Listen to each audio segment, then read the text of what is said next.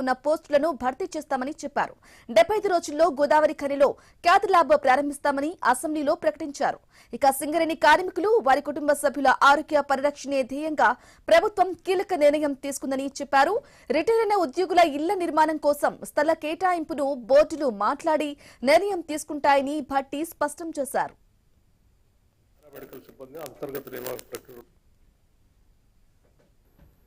అట్లాగే ఖాళీగా ఉన్నటువంటి హాస్పిటల్స్లో కొంతమంది డాక్టర్లు స్పెషలిస్టులు లేరని కొద్ది సభ్యులు అడిగారు.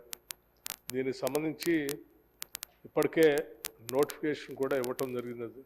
11 మంది కాంట్రాక్ట్ డాక్టర్స్ పనిచేస్తున్నారు. మిగిలిన 32 మంది డాక్టర్లకు సంబంధించి నోటిఫికేషన్ ఇచ్చారు. త్వరలోనే వాటిని కూడా పూర్తి చేస్తారు అధ్యక్ష. అట్లాగే 175 మంది పారామెడికల్ సిబ్బంది అంతర్గత నియామక ప్రక్రియలో ఉన్నది. 2026 మార్చి నెలలో చేపట్టడం.